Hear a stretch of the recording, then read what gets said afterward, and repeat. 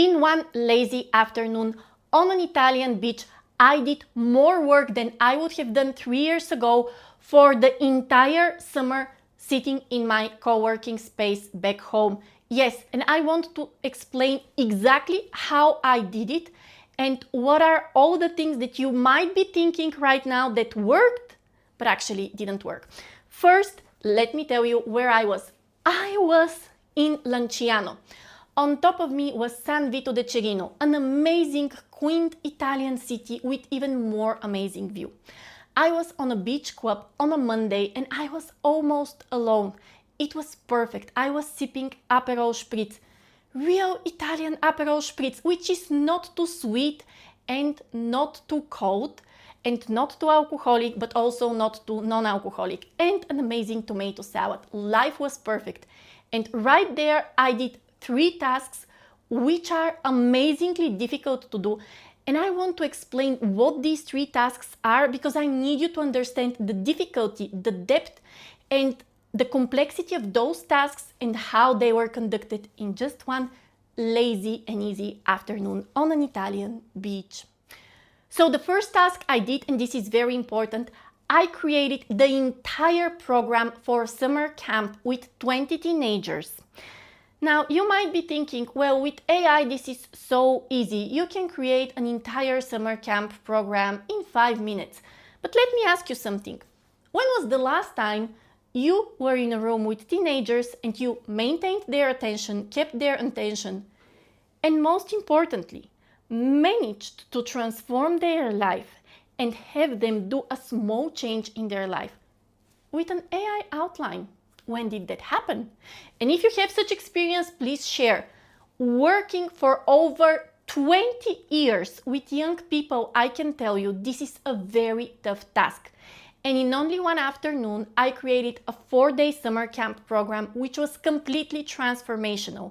And what I faced in this summer camp was very challenging, but the program was so flexible and so perfect that I managed to transform at least 50% of the room, which is an outrageous success for this. And all of this was planned on a lazy afternoon in a great Italian beach. The second thing that I did was create the career strategy for one of my clients, summarize her career profile, her linchpin goal, the vision of her ideal career, but also the internal and external obstacles towards her dreams that we discussed and how those can be overcome. Also, not an easy thing, 5 sessions that I had to put in a one strategy, which is short, it's concise, it's motivational, it's inspirational, and it's working. And finally, create a visualization checklist because I had already promised it to at least 10 people. I'm sure that by now you have some ideas how I did this. And you might be thinking this is yet another video about AI, but it's not. Stay with me. So yes, I did all of these tasks in a designed quote AI project. Yes, I have projects for these tasks and I did them in one lazy afternoon because of AI. However, it's not AI what made this possible. What made this possible is my framework. I have a framework of designing activities for teenagers, which I have tested over 10 years. I have been on workshops with the team of J. McTighe, Understanding by Design, Nonviolent Communication, Neurolinguistic Programming, whatnot. I've been on workshops with the best of the best, and I have forged this framework working with young delinquents, working with young people without families, working with the toughest audiences. So this framework works. I have tested it, failed, tested it, failed, and there is the framework. It's not created by AI. It's created by my human experience and passion for transforming the lives of teenagers and adults. Now the career strategy. I do have a framework. I have a framework and a specific tone and style of designing career strategies so that when the client receives the career strategy, they actually act on it. And yes, I have tested it after sending many career strategies which just remained in the inbox and no one ever acted on them. This is how I have forged my framework for career strategy. Finally, visualization. I have visualized myself for over 20 years, and half of this time was a disaster and never worked for me. And only when I discovered through my human experience what doesn't work, I created a framework for visualization. So, by now, you maybe understand that while I was sipping Aperol Spritz on this amazing Italian beach, it was not AI what helped me do so much work in so little time. It was the framework, a framework which was born out of my human experience, passion and perseverance, but also resilience when I was seeing no results. And this framework could have not been created by anything but a human. Now, of course, this framework without AI, it would have taken me not one afternoon, probably 3 or 4 days. But still, the framework is what made everything possible. And right now, you may be thinking that I will guide you through a series of steps of how you can create a framework for whatever it is that you're doing, so that you can give it to AI and then AI can make miracles out of it. Well, unfortunately, I have bad news. I don't think I can teach you how to do a framework for what you're doing. And I have even worse news. I don't think any human or artificial intelligence can teach you that either. But there are good news. This framework can be created on a blink of an eye if you have the foundation. So it's not AI, it's not the framework, it's the foundation, because the framework was built on the foundation. And I mentioned that I did all these 3 tasks on the beach with an AI project. What was in its database? My foundation, everything that I've built through trial and error, through experience and through resilience. So what is this foundation which can make you unstoppable? First of all, let me tell you something. I almost don't market myself. Actually, I'm horrible at marketing. Yet every time when I walk in a room and I talk about education, career coaching or HR, people hire me. I remember once I was in a meeting with some ladies who wanted to buy Toastmasters Club. It took me 3 sentences to explain how skills are built, and they no longer wanted Toastmasters, they wanted me to create a speaking program for their team.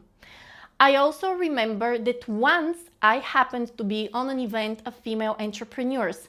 There I met a lady who had language schools and was working with children and teenagers. It took me 3 minutes of interaction explaining where I've gotten my expertise, and only by mentioning one of the names I've worked with, and she already hired me. And I wish that clients came from videos, and of course some of them will or are, but most of the times it's just meeting someone who understands HR, career coaching or education. I talk to them and things start rolling. I've done very big deals in places where you would say that someone needs connections without knowing anyone.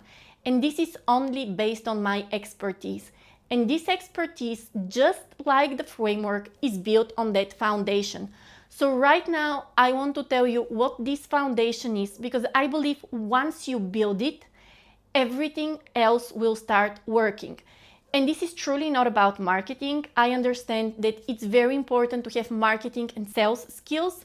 But if you are like me, and this is just not your genius, your personal genius, just by having this foundation, you can walk into any room where people understand your field, and clients will start coming, opportunities will start coming, doors will start opening, because you will become so good they can't ignore you. So now the question is, what is that foundation and how do you build it so that you can be on a beach and do things that previously took 3 months or even 3 years?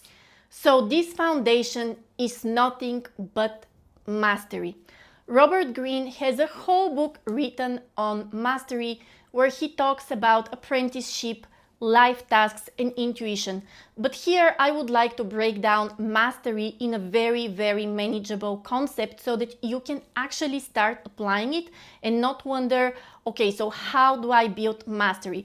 First of all, regardless of whether you are just starting something or you have 20, 30, even 35 or 40 years of experience of something, it doesn't mean that you have mastery. Because mastery, it's more than experience, it's more than expertise, it's sometimes even more than just having tons and tons of years of doing something. So before I explain what mastery is, I think it's better to understand how mastery is built. What is the process? What are the stages? Because every one of us is at certain stage. And also I have great news. Once I built mastery in one field, I was able to transfer it super quickly in another field. Once I built mastery in education, it took me less of the time to build it in career coaching, less to build it in HR, and even less to build it in public speaking. So the first time building mastery, consciously, purposefully, it's hard, but then you are becoming Wonder Woman or Wonder Man or superhuman, trust me. So the first stage of mastery, obviously, it's apprenticeship. It's when you are just starting to do something. Oh no! You know what? This isn't the first phase. Ha! Gotcha. The first phase of building mastery is finding your calling. I will do a separate video on calling, but your calling is the intersection of your passion, talent, values, and dreams. And a lot of people say that there are no talents, but science shows that every one of us has aptitude for something and we do it better than we do other things. And we learn faster and get better faster in that area. Some people say that passion is irrelevant, you just need to do what you have to do. That's also not true, but this is a topic for another video. So step number 1 is finding your calling, and then step number 2 is apprenticeship in this calling. So this is the time when you're actually putting in the effort, and it doesn't matter whether you're 20, 30, even 50. This is the time when you have beginner's mindset, when you are ready to embrace all the mistakes, and when you're actually seeking everything that could go wrong.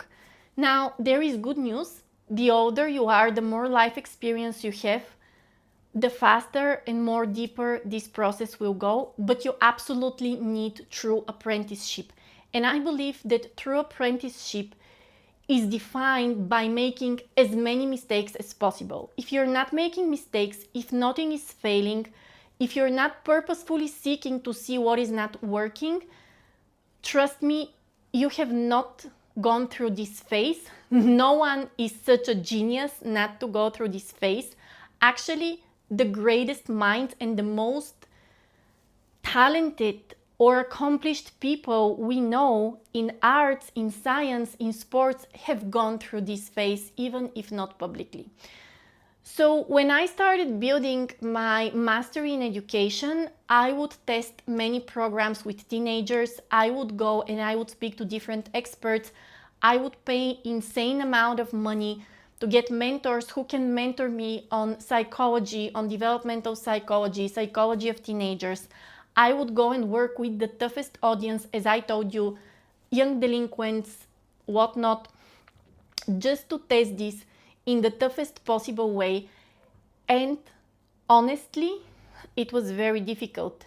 Actually, it took me 5 years to get out of my comfort zone, to get out of the safety of this is working well, doing it in a private school, in other private schools, in areas where this would work. And the first time when it didn't quite work, I was devastated. I cried and I was almost in depression. But here there is one goal, and trust me, no one is telling you what this goal is. Absolutely no one. Your goal is to suffer as much as possible until there is no more suffering. I suffered, I cried, I was in depression because I was seeing my program, my baby not working. Every time it didn't work, I improved it. And then again, and then again, and then again, until it became impossible to fail. Once I built mastery in education, when I started with career coaching, I knew from the start that from day one, I should pick the hardest cases, not charge them. I was doing focus groups, I was experimenting, I was testing, and it took me less than 2 years to build mastery in career coaching. So the first phase is apprenticeship, and your main goal is to fail as much as possible to get feedback so that you can improve your product, improve your skill, improve your service, improve your craft, improve your profession, but also, and most importantly, to get super comfortable with failing, with things not going well. This is actually a very spiritual moment when your ego is dying and you're rising for something greater than your ego, for your craft, for your purpose, for your passion, for your goal. And then it becomes greater than your ego and you're almost surrendering to it. So this is the first phase of apprenticeship when you are failing. Something that helps a lot is to have a mentor. When I started my educational career, I was actually 19 years old and I had 3 mentors.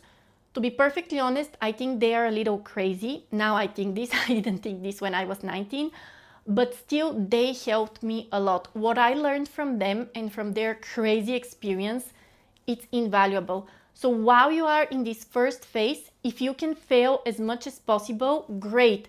Even greater if you can get a mentor who can provide that critical feedback. When I was working with my 3 lady mentors, every time I did something, they would provide me with the most excruciating feedback. They would ask questions I would have never thought of. So in this first phase, your goal is to fail as much as possible, become comfortable with failing, and rise to something greater than your ego. Usually after apprenticeship comes expertise. So when you rise to the level of expertise, very often it begins to plateau because you are in a place where you've built something which has been tested so many times, it has failed so many times that it's almost impossible to improve it. And I think a lot of people get stuck on the expertise level. Not many reach it, but still those who reach it, they get stuck on the expertise level. And while they're there, they never jump to mastery. So the whole point is to jump from expert to master. And the way you do this is to what I call 2mm improvements. So once you've bulletproofed your product, your service, your skill, whatever it is that you're building mastery for, you're starting to see what are 2mm that you can improve. What are some things that you can provide to your clients that will be a wow of your service? What are some things that no one else is doing, but you're doing for your product or your clients? This is also where innovation starts to appear. What is something that you can do differently than to no AI can provide? So to rise from expert to master, you need those 2mm improvement, and you need to become obsessed with quality and with improvement again, but on a new level. Not on the level of, okay, I want to fail in each possible context, but on a level of what are some small improvements and innovations that I can do so that I can rise above the competition. And in this level, I think something that helps a lot to rise from expert to master, it's something that's super easy and a lot of people miss, and I'll tell you what it is. Before I tell you what the one thing that can move you from expert to master is, I want to share a personal story. I was practicing Oriental dance for over 10 years with the best teacher there is, and still I was not improving. I felt stuck.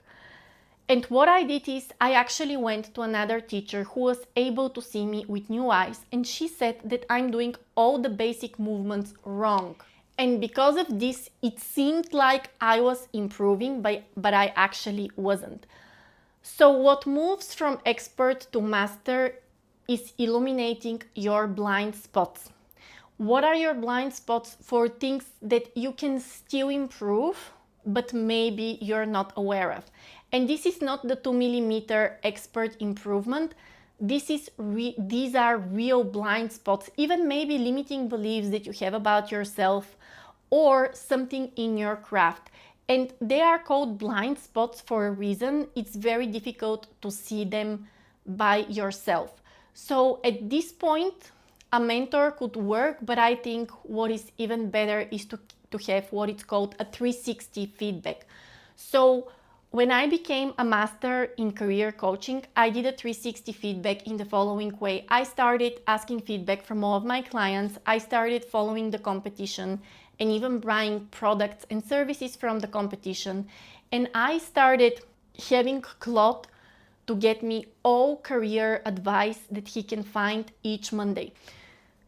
So at this level, pretty much you need to start looking in all directions, but there is one extra thing that I think very few people do, and it really helps build mastery, and this is be like a fish in water in your field. Read books, listen to podcasts, and I know this sounds like common sense, but when I talk to my clients, very few of them do it. So to rise from expert to master, you need to illuminate those blind spots. And usually you cannot do this by yourself and not just with one mentor or with feedback from one stakeholder. You need to have the whole view.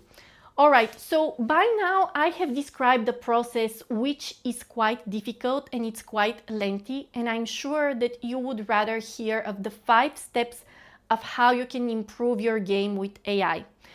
But trust me, once you build mastery, everything else becomes easy.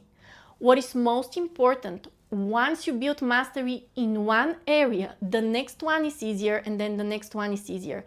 And honestly, if there is one thing that can make you irreplaceable, are all these human things that you can experience and do while you're becoming a master that no AI can do. No AI can kill its ego and rise to something higher because AI doesn't have ego.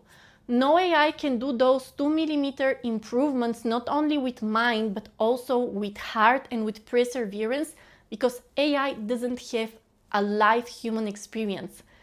Finally, no AI can get this 360 feedback and have the human intuition to know what needs to be done.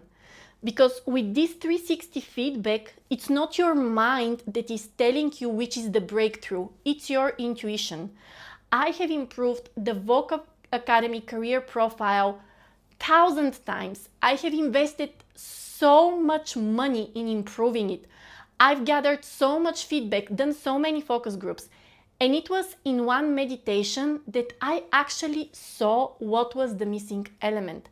I've already done the 360 feedback and this information was alive in me, and it was during meditation that I actually saw the final piece of the puzzle. And this is how Voca Academy became a startup, not just your next career guidance company. So what I want to say is that once you build mastery, you can build a framework. And actually, you can build a framework talking to any AI about your human mastery. And then based on this framework, you can build a project or an agent or whatever you wish. And everything, trust me, everything becomes easier. So I would really like to hear what are your thoughts and what are your takeaways from this video.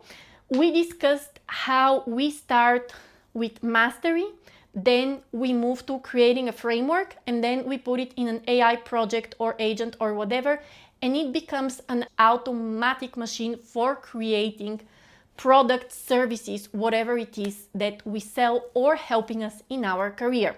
We also discussed that when you have mastery, you practically don't need sales and marketing. You just need someone who understands your field, and you just need to talk to them for a while, and they could become their client because you're so good they can't ignore you. And I told you how I did 3 super difficult tasks on a beach in Italy because I had the mastery and I built the framework out of it.